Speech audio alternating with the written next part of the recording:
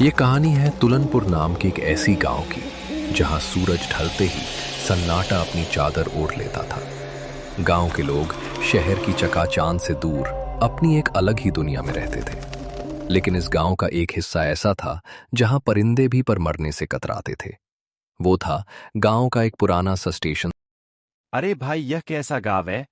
अभी शाम के 7 भी नहीं बजे ऐसा लग रहा है।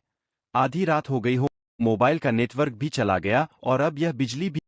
समीर, जो शहर से इस गांव की बिजली की व्यवस्था सुधारने आया, एक युवा इंजीनियर था। तभी उसे बाहर से कुछ लोगों की हंसने और बोलने की आवाज आई। वो बाहर निकला। गांव का एक पीपल का पेड़ था जिसके नीचे कुछ बुजुर्ग और नौजवान बैठे थे। समीर उन लोगों के पास गया। अरे काका, यह रोज का क्या झमेला है? शाम होते ही पूरे गांव का फ्यूज उड़ जाता है। क्या मैं पिछले 3 दिनों से देख रहा हूं, जैसे ही अंधेरा होता है बिजली काट दी जाती है। आओ बेटा समीर, बैठो। शहर के लोग घड़ी देखकर चलते हैं, पर यह गांव डर की आहट देखकर चलता है। यहां बिजली हम नहीं काटते, यहां की बिजली अपने आप बुझ जाती है। और यकीन मानो, इस अंधेरे में ही हम सबकी भलाई है बेटा। हाँ साहब, बिजली आएगी तो वह सब दिखने लगेगा जिसे कोई देखना नहीं चाहता। क्या काका अभी इस अंधविश्वासों में पड़े है? कल सुबह ही उस पुराने पावर हाउस जाऊंगा और देखूंगा कि आखिर गड़बड़ कहाँ है। हो सकता है कहीं तार ढीला हो या फिर ट्रांसफार्मर पुराना हो गया हो। समीर की बात सुनते ही वहां बैठे सभी लोगों की चेहरे का रंग उड़ गया। हंसी मजाक अचानक एक डरावनी महत्तम में बदल गया। भूलन काका ने बड़ी गंभीर नजरों से समीर को देखने लगे।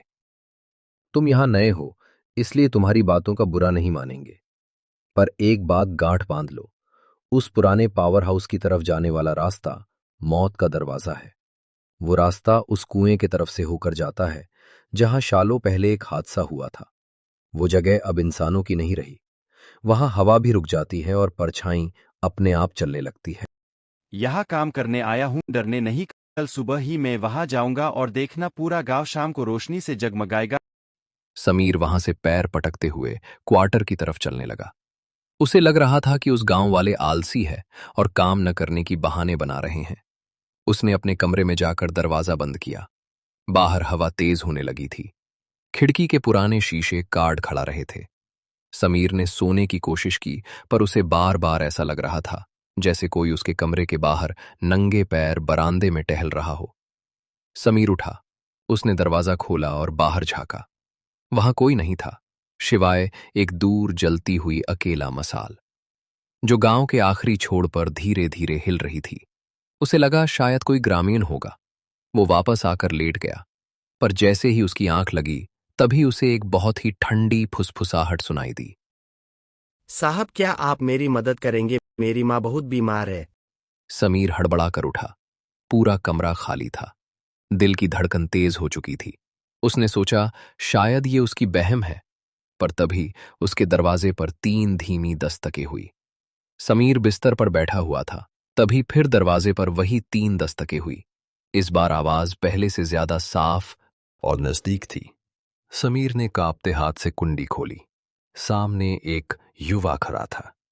उसका चेहरा इतना सफेद था मानो उसमें खून के एक बूंद भी ना बची हो। तुम कौन हो? तुम इतनी रात को यहाँ क्या कर रहे हो? तुम्हें पता नहीं कि यह सरकारी क्वार्टर है? साहब माफ करना, मेरा नाम रुद्र है। मैं पास वाले खेत के घर से आया हूँ। मेरी माँ साहब, मेरी माँ का तबीयत बहुत खराब है। उन्हें तेज बुखार है और सांस लेने में तकलीफ हो रही है। इस बारिश में कोई मेरी मदद नहीं कर रहा। सब ने अपने दरवाजे बंद कर लिए हैं। साहब, मैंने सुना है आप शहर से आए हैं। आपके पास दवाइयाँ होगी, कृपया मेरे साथ चलिए। समीर को एक पल के लिए अजीब लगा, पर एक बेवश बेटे की पुकार सुनकर उसका दिल पसीज गया। उसे भूलन काका की बातें याद आई, पर उसने सोचा शायद कोई वाक की मुसीबत में है। देखो रुद्र, कोई डॉक्टर नहीं हूं मैं, तो यहाँ बिजली का काम देखने के लिए आया हूं। पर हाँ, मेरे पास प्राथमिक उपचार की किट है। तुम डरो मत, अभी लेकर आता हूं। क्या तुम्हारा घर बहुत दूर है? नहीं साहब, बस उस पुराने पकड़ंदी के पास जहाँ वह पुराना कुआं है। हम पगडंडी से जाएंगे तो जल्दी पहुंच जाए। समीर अंदर जाकर कुछ दवाइयां अपने जेब में डाल लिया और रुद्र के पीछे पीछे चलने लगा। जैसे ही वो क्वार्टर से बाहर निकले, सन्नाटा और गहरा हो गया। गांव की गलियां सुनसान थी। रुद्र आगे आगे चल रहा था और अजीब बात यह थी, रुद्र के चलने की कोई आवाज नहीं आ रही थी। समीर को अपने भारी चप्पल की आवाज सुनाई दे रही थी, पर रुद्र जैसे हवा में तैर रहा हो। वो धीरे धीरे उस पुराने सब स्टेशन वाले रास्ते की ओर बढ़ने लगे। वो रास्ता घने पेड़ों से घिरा हुआ था। पेड़ों की टहनियां हवा में ऐसे हिल रही थीं जैसे कोई विशाल हाथ उन्हें रोकने की कोशिश कर रहा हो। रुद्र, तुम लोग या सुनसान इलाके में क्यों रहते हो? यहाँ तो बिजली के खंभे भी पुराने हैं। कल मैं इसी इलाके का मुआयना करने वाला था। कहेंगे साहब, हम यहाँ रहते नहीं, हम यहाँ बंधे हुए हैं। वर्षों से उस कुएं ने हमें कहीं जाने ही नहीं दिया। तभी अचानक समीर को झाड़ियों में हलचल महसूस हुई। दोनों ने पीछे मुड़कर देखा। दूर अंधेरे में उन्हें दो चमकते हुए आंखें दिखाई दी। उसे लगा कोई जानवर होगा। तभी उसे इंसानी फुसफुसाहट सुनाई दी। यह आवाजें कहाँ से आ रही है? या आप बस चलते रहिए, रास्ता थोड़ा कठिन है। आवाजों पर ध्यान मत दीजिए साहब, वह तो बस भटके हुए लोग हैं। हम पहुंच गए हैं। देखिए, वह रहा मेरा घर। समीर ने सामने देखा, एक पुराना घर दिखाई दे रहा था।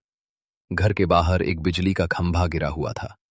समीर जैसे ही उस घर के पास पहुंचा, उसे बहुत तेज एक सड़न की बदबू आई। ऐसी बदबू जैसे कोई चीज महीनों से वहां मरकर सड़ रही हो।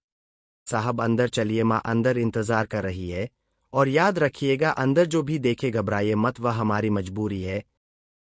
समीर का मन कह रहा था कि यहां से भाग जाए, पर उसके पर जैसे जमीन से चिपक गए थे।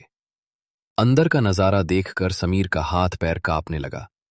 कमरे के कोने में, जहां मकड़ी के जालों और धूल की एक मोटी परत जमी थी, कमरे के अंदर की हवा इतनी भारी और बदबूदार थी कि समीर को सांस लेने में भी तकलीफ हो रही थी। वो सड़न की महक अब असहनीय हो चुकी थी। एक पुरानी लकड़ी की खाट बिछी हुई थी, जिस पर एक सफेद चादर से ढकी हुई एक आकृति लेटी हुई थी। रुद्र, रुद्र, कहाँ हो तुम? यहाँ इतनी बदबू क्यों है? और यह तुम्हारी माँ क्या यह सो रही है? कमरे में कोई जवाब नहीं आया। रुद्र, जो अभी तक समीर के ठीक बगल में खड़ा था, वह अब गायब हो चुका था। तभी खाट पर लेटी हुई उस आकृति में हलचल हुई। चादर धीरे धीरे नीचे खिसकी और एक अत्यंत विधि का चेहरा सामने आया। उसका चेहरा झुर्रियों से भरा हुआ था, आंखें धसे हुई थी और रंगत बिल्कुल राख जैसी थी। उसने अपनी सुखी और पीली आंखें खोली और सीधे समीर के तरफ देखा। समीर के गले से आवाज नहीं निकल रही थी। उसके नाखून काले और नुकीले थे और उसके खाल हड्डियों से ऐसी चिपकी हुई थी जैसे वह कोई कंकाल हो।